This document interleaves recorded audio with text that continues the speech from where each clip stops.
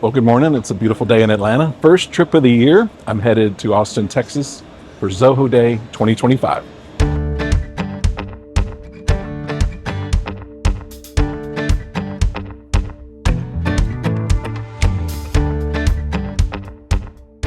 Okay, so why am I going to Zoho? They're not even in the CX space. Or are they? We're going to come back to that in just a second. But after a break for a couple of months, it sure felt good to get back on a plane and get back to the live events that I love to cover so much. Sridhar Venbu kicked things off. He's the former CEO, and the now CEO, Mani Venbu, gave a great briefing as well. We also heard from customers, including the CIO from the LA Times, and had a great breakout track on customer experience. And of course, we had some time for some networking and some nice entertainment. Sit down with me for my 3 takeaways from Zoho Day 2025. Okay, so for my first takeaway, I want to talk a little bit about the CX side of Zoho. As I mentioned earlier, we don't necessarily think of Zoho as a CX company, but they certainly have a very important role in the customer experience space.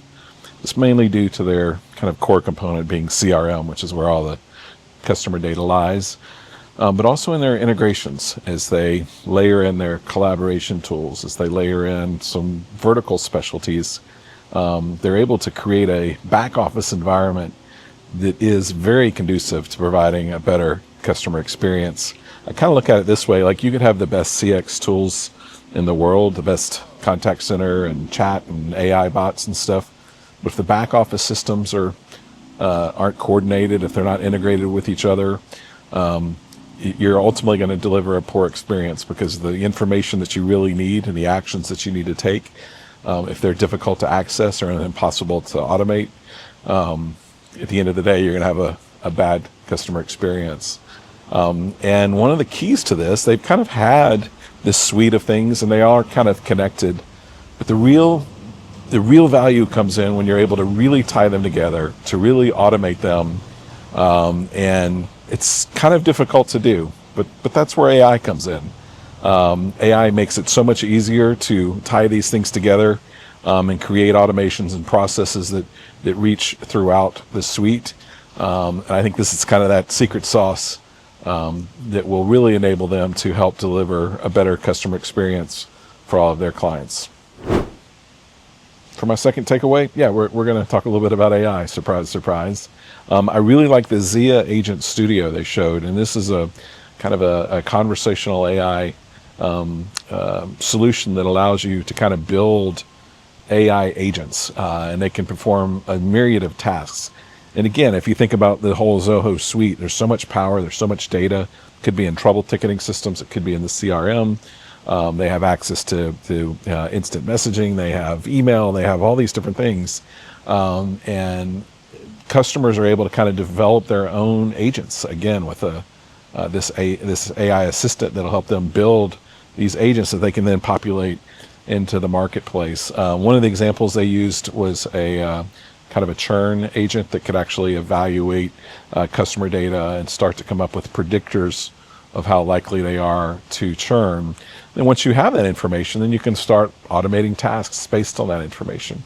So you can kind of build these bots, and again, it's all done in kind of conversational English. And I think this really is what's going to kind of unleash the power of the suite that really makes this solution so interesting to me. For my third takeaway, I want to talk about their vertical strategy. We had a great session on this. And as we went into the strategy, they talked about things like integrating with vertical specific apps, building vertical specific products, developing vertical specific platforms, and even opening up Zoho's platform to their partners that specialize in vertical markets.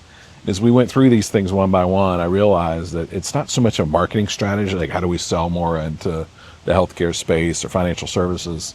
It's like, how do we really foster innovation here? How do we build applications to support these vertical markets, as opposed to how do we just sell into them? Obviously, if you develop the solutions for it, it'll be much easier to sell into them, so that's part of it. But I really like this, try to figure out what the needs are in these areas, build solutions around that. And leveraging partners to do this makes a lot of sense, because partners have the time and the expertise in these verticals to really go deep to kind of come up with these really core business needs, and then they've got various ways to do that. I love this vertical strategy. It kind of sets them apart because of the breadth of what they're able to do within their own platform.